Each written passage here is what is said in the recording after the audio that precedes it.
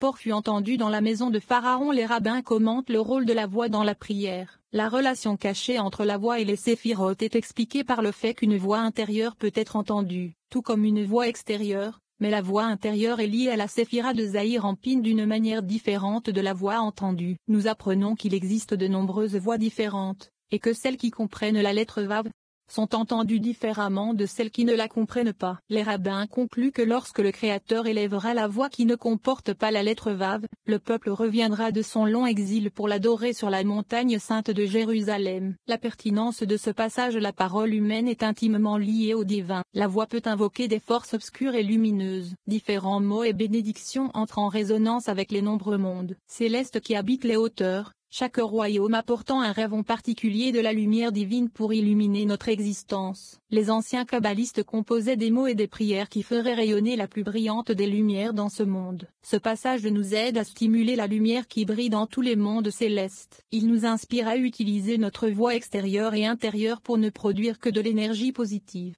97.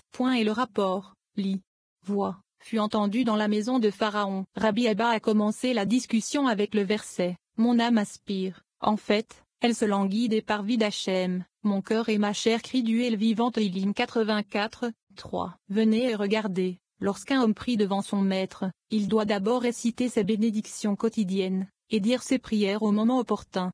98. Le matin, il doit s'unir à la droite du Saint, béni soit-il, qui est Z. À Mincha, la prière de l'après-midi, il doit s'unir à la gauche du Saint, béni soit-il. Il incombe à l'homme de prier quotidiennement, afin de s'unir au Saint, béni soit-il, comme cela a déjà été expliqué. Quand il prie devant son maître, il ne doit pas parler à haute voix, car celui qui parle à haute voix verra que sa prière n'est pas acceptée. 99. Pourquoi? Parce que la prière n'est pas une voix audible, et la voix audible n'est pas une prière. Qu'est-ce donc une prière? C'est une voix différente qui est attachée à la voix qui est entendue. Quelle est cette voix que l'on entend? C'est Kol qui s'écrit avec la lettre Vav, alors que la voix attachée à la voix qui est entendue est Kol sans la lettre Vav. Ainsi, un homme ne doit jamais parler à voix haute lorsqu'il prie, mais prier en chuchotant, ce qui est un aspect de la Nukva, le secret de la prière. Par nos prières, nous unissons la voix calme à Zahir-Anpin, qui est la voix audible. Cette prière est toujours acceptée, parce qu'elle souhaite être unie à Zahir-Anpin. C'est ce que nous apprennent les mots et la voix fut entendue, épelée sans la lettre Vav, dans lesquels les mots est entendu signifie qu'elle a été acceptée. Il s'agit d'une prière dite à voix basse, comme il est écrit à propos de Shana, mais sa voix ne fut pas entendue. Ishmuel 2.13. C'est la prière que le Saint, béni soit-il, accepte. Une prière qui est faite volontairement et intentionnellement, et qui est correctement exécutée par un homme soucieux de l'unité de son maître chaque jour de la manière appropriée. 101. Rabbi Elazar a dit, une voix secrète est la voix céleste, ainsi que la voix Bina, de laquelle toutes les voix sont dérivées. Mais une voix sans la lettre Vav est la prière d'en bas, c'est-à-dire la Nukva, sur le point de s'élever et d'être élevée jusqu'au Vav, qui est Zahir-Anpin, et de s'unir à lui, pour recevoir de lui du chassadim. 102. Venez et regardez, et la voix se fit entendre. C'est la voix sans la lettre Vav, c'est-à-dire la Nukva séparée de Zahir-Anpin, la voix qui pleure le premier et le second temple. Elle est entendue comme il est écrit. Une voix a été entendue à Rama. Irmeya 31 2.14. Il demande, qu'est-ce que dans Rama, en haut? Il répond, c'est le monde surnaturel, le monde à venir, Bina. Ceci est dérivé entre Rama et Beth El Shoftim 4 2.5, ce qui signifie d'éternité en éternité, de monde en monde, c'est-à-dire, de Bina appelé Rama, le monde supérieur, au Nukva appelé Bethel, le monde inférieur. Ici aussi, dans Rama se réfère au monde surnaturel, Bina, car lorsqu'il a été entendu dans Rama, alors il est écrit, et ce jour-là, Hachem Elohim Tzvaot a appelé au pleur et au deuil. Yeshaya 22h12. 103.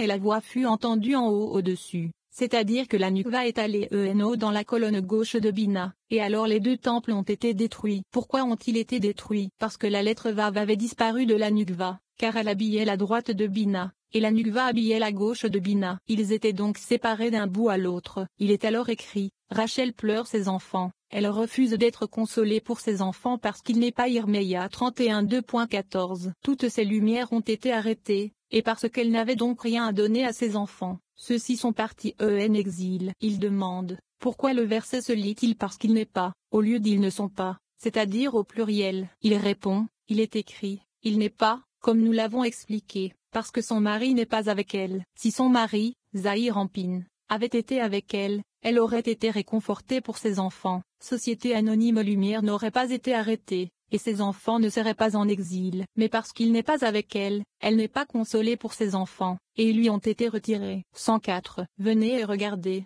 dans la maison de Pharaon fait allusion au haut lieu, Bina, qui est la maison d'où les lumières et les bougies sont révélées. Il fait allusion à la séphirote de la Nukva appelée bougie. Tout ce qui était caché est révélé. C'est pourquoi la Bina est appelée la maison du Pharaon. Le Saint, béni soit-il, fait alors sortir toutes les lumières et les bougies pour éclairer la voie épelée sans la lettre Vav, qui est la Nukva.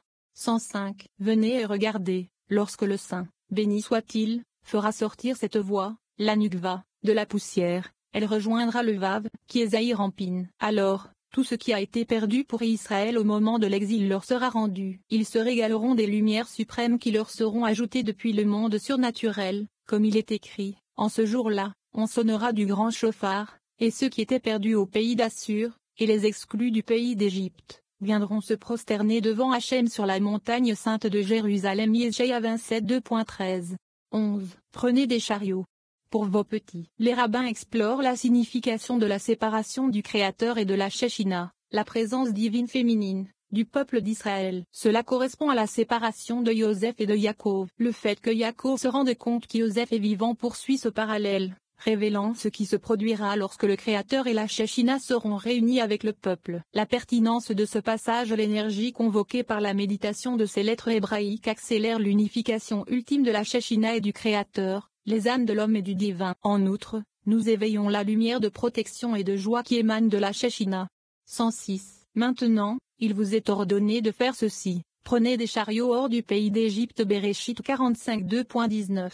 Rabbi Shia a ouvert la discussion avec le verset « Réjouissez-vous avec Jérusalem, et soyez dans la joie avec elle, vous tous qui l'aimez, réjouissez-vous avec elle. » Yeshaïa 66 2.10. Venez et regardez. Lorsque le temple a été détruit et que les Israéliens ont été exilés de leur pays à cause de leurs péchés, le Saint, béni soit-il, était monté très haut et n'a pas remarqué la destruction du temple ou de son peuple exilé. La Shekhinah est alors partie en exil avec eux. 107. Quand il descendit, il vit que sa maison était brûlée. Il chercha son peuple et voici qu'il était en exil. Il demanda la dame, Nomi, le Shekhinah, et apprit qu'elle était en exil. Alors, il est écrit, et ce jour-là, Hachem Elohim Tzvaot appela aux pleurs, au deuil, à la calvitie et à la ceinture de sac. Yeshaïa 22h12. Et il est écrit au sujet de la Shekhinah, lamentez-vous comme une vierge sainte d'un sac sur le mari de sa jeunesse. Yoël 2.8. Car il est parti, c'est-à-dire son mari. Car il s'est éloigné d'elle, et ils sont séparés. 108. Le ciel et la terre eux-mêmes se sont lamentés, comme il est écrit. Je revais les cieux de noirceur et je fais du sac leur couverture. Yeshaïa 52.3. Tous les anges élevés se sont lamentés sur elle, comme il est écrit. Voici que les puissants crient au dehors, les anges de la paix pleurent amèrement. Yeshaïa 33 2.7. Le soleil et la lune étaient en deuil, leur lumière s'obscurcissait, comme il est écrit. Le soleil s'obscurcit à son départ. Yeshaïa 13h10. Tout le monde, haut et bas, pleurait sur elle et se lamentait, car l'autre côté régnait sur elle, sur la terre sainte. 109. Il a ouvert la discussion avec le verset suivant. Fils d'homme, ainsi parle Hachem Elohim au pays d'Israël, la fin est arrivée aux quatre coins du pays. Ézéchiel 7 2.2. Ce verset contient un profond mystère. Que signifie au pays d'Israël, la fin? Cela signifie-t-il la fin de la terre d'Israël? Il répond, c'est certainement vrai, comme nous l'avons appris. Il y a une fin à droite et une fin à gauche. Il explique, une fin à droite, comme il est écrit, à la fin des jours, lit. Droite, Daniel 12h13, et une fin à gauche, comme il est écrit, il met fin aux ténèbres, et recherche toute perfection. Io 28 2.3. C'est la fin de toute chair, comme nous l'avons appris. 110. La fin à droite est décrite dans le verset la fin est arrivée sur la terre d'Israël. La fin est arrivée aux quatre coins de la terre fait référence à la fin sur la gauche. La fin sur la droite est la fin par le bon penchant, et la fin sur la gauche est la fin par le mauvais penchant, qui s'est produit lorsque, par l'augmentation des péchés, il a été décrété que le royaume du mal aurait la permission de gouverner et de détruire sa maison et son temple, comme il est écrit, ainsi parle Hachem Elohim. Un mal singulier, voici qu'il est arrivé. Ézéchiel 7 2.5. 111. C'est pourquoi il y eut un deuil en haut et en bas, car le règne fut donné jusqu'au bout de la gauche. Ainsi, parce que le royaume de la sainteté, le royaume des cieux, a été humilié et que le royaume du mal a prévalu. Il appartient à tout homme de se lamenter avec lui, le saint royaume, et d'être abaissé avec lui. Aussi,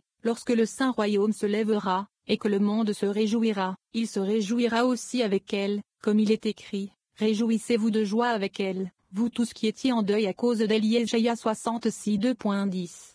112. Venez et regardez, il est écrit de l'Égypte une génisse très belle. Yeremia 46 2.20. Et c'est à cause du secret de cette génisse qu'Israël a été sous sa domination pendant de nombreuses années, c'est-à-dire, pendant les 210 ans où ils ont vécu en Égypte. Parce que les Israéliens devaient un jour régner sur l'Égypte, ils en ont reçu une indication dans le verset suivant, « Emportez des chariots, ou des génisses, hors du pays d'Égypte pour vos petits-enfants. » 113. Rabbi Elazar a dit, Yosef a rappelé à Yaakov, à propos de la rupture du cou de la génisse, qu'il s'est éloigné de lui lorsqu'il étudiait ce texte. Il a été expliqué que le rituel de la génisse était effectué lorsqu'un homme était retrouvé tué, mais que l'assassin n'était pas connu. La génisse est alors offerte pour apaiser les mauvais esprits, afin qu'ils ne le reconnaissent pas et ne règnent pas sur la terre. 114. Venez et regardez, tous les hommes meurent par l'ange de la mort, sauf celui qui est tué par d'autres hommes avant que le moment ne soit venu pour l'ange de la mort de s'emparer de lui et de prendre son âme, car l'ange de la mort ne domine pas l'homme tant qu'il n'en a pas reçu la permission de Héno.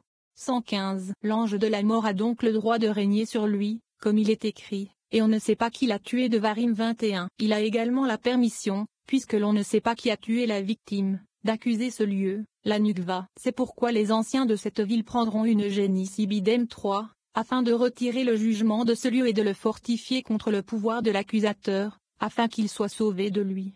116. Venez et regardez, lorsqu'Yosef se sépara de son père, il fut envoyé sans escorte ni nourriture, et tout ce qui arriva alors arriva. Quand Yaakov a dit, Yosef est sans doute déchiré en morceaux. Béréchit 37 2.33, il a ajouté, car je descendrai vers mon fils en deuil à Shaul. Ibidem 35, car j'ai fait en sorte qu'il soit tué, l'ayant envoyé sans escorte. Je ne peux pas dire, nos mains n'ont pas versé ce sang. Devarim 21 2.7, concernant la rupture du cou de la génisse, ce qui signifie, nous ne l'avons pas envoyé sans escorte. Je savais aussi que ses frères le haïssaient, pourtant je l'ai envoyé vers eux. Joseph le lui a rappelé en envoyant les chariots. Les deux mots chariot et génisse s'écrivent à galop en hébreu. 117. Rabbi Yehuda répond que les wagons ont été envoyés par ordre de Pharaon, comme il est écrit. Et Joseph leur a donné des wagons, selon l'ordre de Pharaon. Béréchit 45 2.21. Comment pouvez-vous alors dire qu'Joseph leur a donné un indice en envoyant les chariots? Rabbi Elazar répond, cela découle du sens exact du verset. Maintenant, il t'est ordonné de faire ceci, qui est réducteur, car il était auparavant écrit, et Pharaon dit à Yosef, dis à tes frères. Mais maintenant tu es commandé à un sens spécifique et s'écrit donc avec la lettre E à la fin. Cela nous apprend que sa signification exacte est qu'Yosef lui a demandé de lui donner des chariots. Ainsi, et Yosef leur donna des chariots. Aussi, génisse, selon l'ordre de Pharaon, car c'est Yosef qui demanda à Pharaon. Pourquoi a-t-il demandé des chariots à Pharaon? Parce qu'il voulait rappeler à son père le passage de la rupture du cou de la génisse. Yaakov n'y a donc pas cru jusqu'à ce qu'il voie les chariots et qu'il saisisse l'allusion, comme il est écrit, et quand il vit les chariots que Yosef avait envoyés pour le transporter, l'esprit de Yaakov leur père se ranima. 118. Rabbi Shimon a dit, il est d'abord écrit, et l'esprit de Yaakov,